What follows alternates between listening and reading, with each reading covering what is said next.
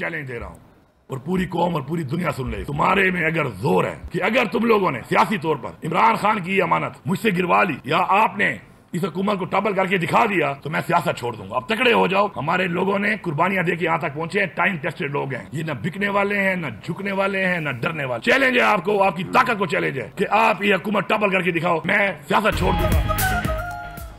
मेरी हुकूमत गिरा सकते हो तो गिरा कर दिखाओ, आईने तरीके से हुकूमत गिरा दी तो सियासत छोड़ दूंगा। वजीर आला खैबर पख्तूनख्वा अली अमीन गंडापुर का चैलेंज, कहा जिसने भी तहरीक अदम एतमाद लानी है ले आए, गवर्नर आज का शौक भी पूरा कर लें। खैबर पख्तूनख्वा हुकूमत कोई खत्म नहीं कर सकता, हमारे नंबर पूरे हैं। कोई समझता है कि पीटीआई में दरार पैदा कर सकता है तो ये उसकी भूल है। मुहर्रम के बाद हुकूमत मुखालिफ तहरीक शुरू करने का भी ऐलान। बैरिस्टर गौहर ने कहा केपी हुकूमत की हर हाल में हिफाजत करेंगे, जो भी प्लान होगा बानी के हुक्म के बाद ऐलान करेंगे। सलमान अकरम राजा ने कहा नशिस्तें छीन लेने से जद्दोजहद खत्म नहीं करेंगे। शेख वक्कास अकरम बोले बानी की रिहाई के लिए हर मुमकिन कोशिश करेंगे। जुनैद अकबर ने कहा बानी जो हुक्म देंगे उस पर अमल होगा।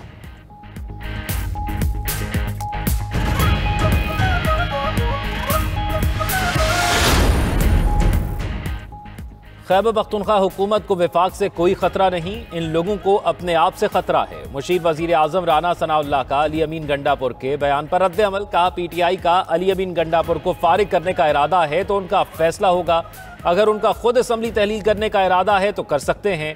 वजीर ममलिकत दाखिला तलाल चौधरी ने कहा तहरीक इंसाफ ने बार बार सियासी गलतियां की, पहले इस्तीफे दिए फिर असम्बलियां तोड़ी, अब अपनी नालायकी की वजह से मखसूस नशिस्तों से महरूम हुए। अली अमीन गंडापुर पहले भी इस्लामाबाद पर चढ़ाई की कोशिश कर चुके, आइंदा भी कोई सियासत पर हमला आवर हुआ तो जवाब पहले से भी सख्त होगा। मखसूस नशिस्तों के फैसले के बाद खैबर पख्तूनख्वा असम्बली में नंबर गेम तब्दील। ऑपोजिशन के अरकान की तादाद 27 से बढ़कर 52 हो गई। मखसूस नशिस्तें मिलने के बाद जेयूआई के 19 और नून लीग के 16 अरकान, पीटीआई के मेंबरान की तादाद 93 है। 35 आजाद अरकान मौजूद। वजीर आला केपी अली अमीन गंडापुर भी आजाद अरकान में शामिल। आजाद अरकान को अदम एतमाद की तहरीक में पार्टी के खिलाफ वोट देने पर नाअहल नहीं किया जा सकेगा।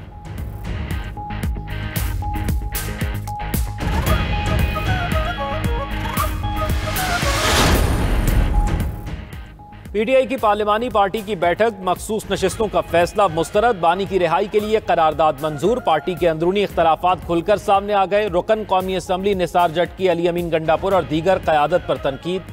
कहा जब बानी पीटीआई ने मुलाकात का पैगाम दिया तो उस पर अमल क्यों न किया गया। बजट मंजूरी से कबल बानी से मुशावरत की जाती तो बेहतर होता। अली मोहम्मद खान की सोशल मीडिया को महदूद करने की तजवीज़। इस्लामाबाद की बजाय मुल्क भर में एहतजाज का भी मशवरा। जरताज गुल की मुज़ाकराती कमेटी तश्कील देने की तजवीज़। जुनैद अकबर तर्जुमान खैबर पख्तूनख्वा हुकूमत बैरिस्टर सैफ पर बरस पड़े। कहा बैरिस्टर सैफ उनके खिलाफ तो बोलते नहीं जिनके खिलाफ बोलना चाहिए।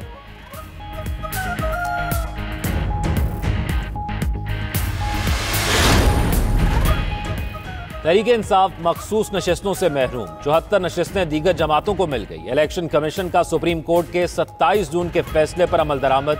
इजाफी मखसूस नशिस्तों पर अरकान की रुकनीत बहाली का नोटिफिकेशन जारी। कौमी असम्बली की 19, खैबर पख्तूनख्वा असम्बली की 25, पंजाब असम्बली की 27 और सिंध असम्बली की 3 नशिस्तें शामिल।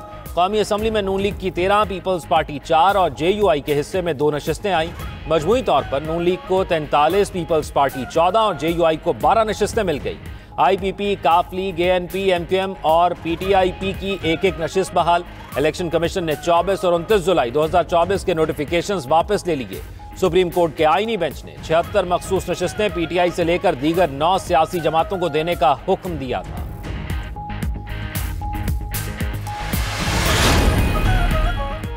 पाकिस्तान के रोशन मुस्तकबिल के लिए मुआशी अहदाफ के हसूल में कोताही बर्दाश्त नहीं की जाएगी। वजीर आजम शहबाज शरीफ का एफबीआर डिजिटाइजेशन के जायजा इजलास से खिताब। मुआशी तरक्की के लिए तमाम इदारों को एफबीआर से ताउन की हिदायत। महसूलात में 42% इजाफे पर वजारत खजाना और एफबीआर की काविशों की तारीफ। वजीर आजम का कहना था कि नए माली साल में मुआशी अहदाफ हासिल करने के लिए भी इसी मुस्तदी का मुजाहरा किया जाए। टैक्स नादहिंदा और तमाम सनतों के पैदावारी अमल को डिजिटाइज करके टैक्स नेट में लाया जाए। कारोबारी बरादरी और टैक्स दहिंदगान को मुकम्मल सहूलियात फराहम की जाएं। वजीर आजम से सऊदी सफीर नवाफ बिन सईद अल मालकी की मुलाकात। वजीर आजम ने मशरिक वुस्ता के अमन और पाक भारत जंगबंदी के लिए सऊदी किरदार को सराहा।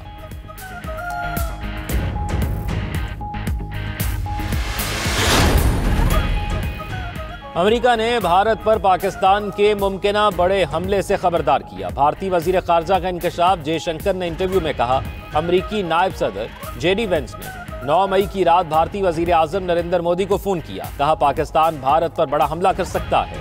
नरेंद्र मोदी ने कहा, भारत भी जवाब देगा। जेडी वेंस ने कशीदगी रोकने के लिए भारत को कुछ शराइत मानने का कहा। मई में भारतीय जारियत पर पाकिस्तान ने मुंहतोड़ जवाब दिया था।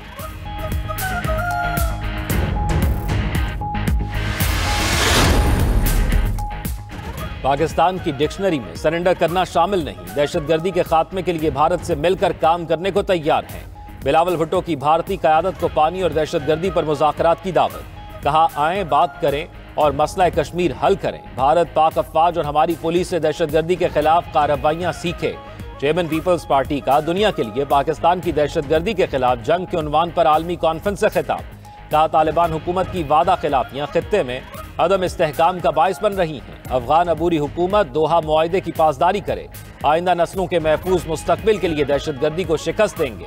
आलमी बरादरी पाकिस्तान से ताउन करे। सानिया सवात की तहकीकाती रिपोर्ट जल्द वजीर आला केपी को पेश की जाएगी। सूबाई हुकूमत ने फ्लड फाइटिंग आलात खरीद लिए। हंगामी सैलाबी सूरत हाल में रेस्क्यू के लिए लाइफ जैकेट्स, रस्सियां और दीगर अशिया पहुंचाने के लिए ड्रोन्स भी ले लिए। उधर सवात में डूबने वाले सियालकोट के नौजवान की लाश छठे रोज भी ना मिल सकी। मुशीर इत्तलात खैबर पख्तूनख्वा की सानिया सवात में जहां बहक मर्दान के रिहायशी अफराद के अहले खाना से मुलाकात। गमजदा खानदान को वजीर आला खैबर पख्तूनख्वा का ताज़ियती पैगाम पहुंचाया। बैरिस्टर सैफ कहते हैं, गफलत के मुर्तकिब अफराद के खिलाफ कार्रवाई की जा रही है। दूसरी जानिब दरिया सवात के किनारे तजावजात के खिलाफ ऑपरेशन जारी। 65 दुकानें, होटल और पार्क मिसमार। 25 अफराद के खिलाफ मुकदमात भी दर्ज।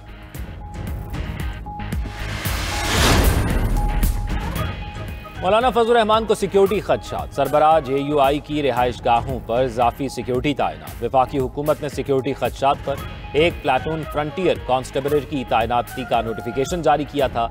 इजाफी सिक्योरिटी तैनात करने का फैसला मौलाना से वजीर आजम की मुलाकात के बाद किया गया।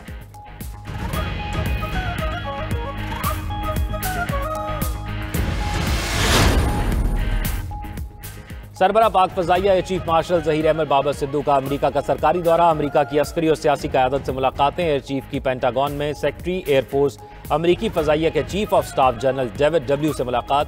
पाक अमेरिका तारीखी और कसीर उल जहती ताल्लुकात को उजागर किया।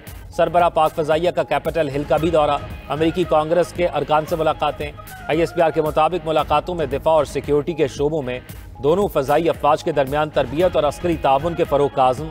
एयर चीफ ने पाकिस्तान की अमन पसंदी और दहशतगर्दी के खिलाफ कुर्बानियों को उजागर किया। ISPR के मुताबिक दौरे का मकसद दो तरफा दिफाई ताउन को मजबूत और बाहमी मफादात को फरोग देना है।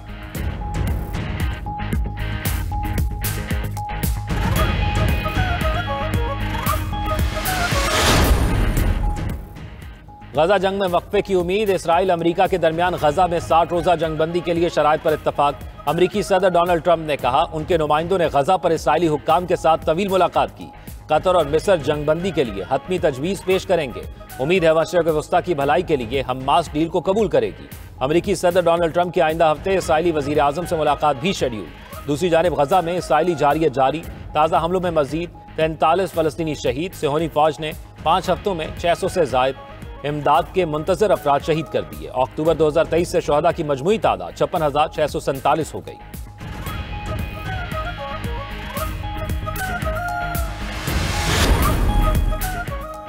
ऑस्ट्रेलिया की रियासत न्यू साउथ वेल्स में तूफान से तबाही। साहिली इलाकों में तोगयानी और सैलाब से हजारों अफराद मुतासर। महकमा मौसमियात के मुताबिक समुद्री लहरें 12 मीटर से जायद बुलंद। 100 किलोमीटर फी घंटा की रफ्तार से हवाएं। दरख्त जड़ से उखड़ गए। 35,000 से जायद घरों को बिजली की फराहमी मुअत्तल। तूफान आज न्यूजीलैंड की तरफ बढ़ेगा।